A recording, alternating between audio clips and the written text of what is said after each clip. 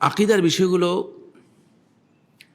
আমরা যখন আলোচনা করি তখন অনেকে এগুলোতে খুব স্বাদ মজা পায় না।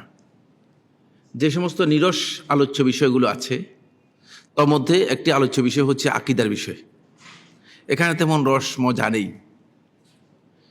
যদি আমি ফজিলতের কিছু কথা বলতাম তাহলে অনেকটা আমরা রস পেতাম, মাঝে মধ্যে আলহামদুলিল্লাহ, সুবহানাল্লাহ এগুলো বলতে পারতাম। 2 রাকাত নফল নামাজ পড়লে একটা হজ, একটা উমরা, সাথে জিহাদের সওয়াব পেয়ে যাবেন, এরকম কথা যদি বলতাম তাহলে আমরা খুব মজা পেতাম। কিন্তু আকীদার মধ্যে এই ধরনের কথা নেই।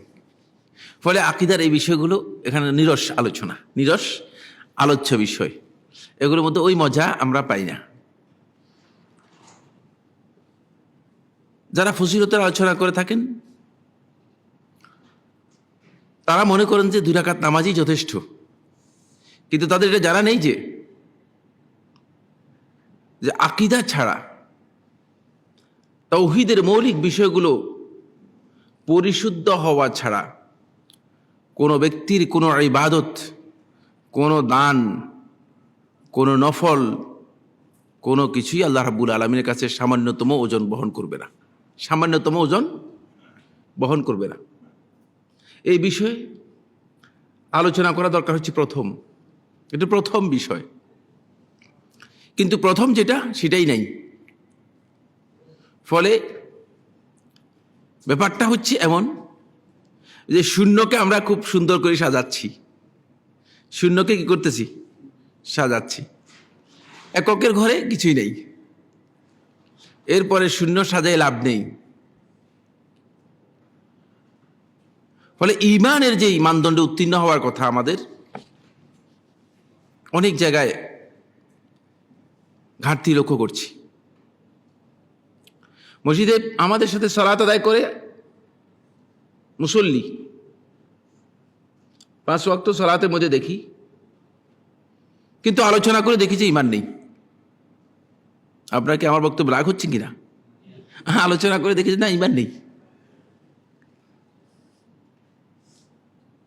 কোরআনের আলোচনা,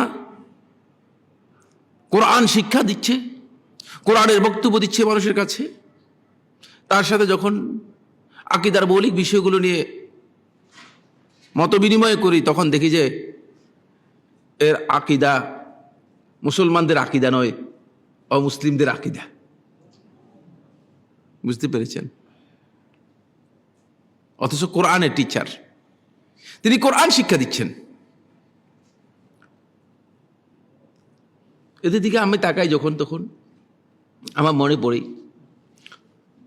যে নবী সাল্লাল্লাহু আলাইহি ওয়াসাল্লাম একটা হাদিস কিয়ামতের আলামতের মধ্যে উল্লেখ করা হয়েছে, কিন্তু হাদিসটি সনদের দিক থেকে খুব দুর্বল। এটা গতকালও একটি আলোচনার মধ্যে বলেছি, খুবই দুর্বল।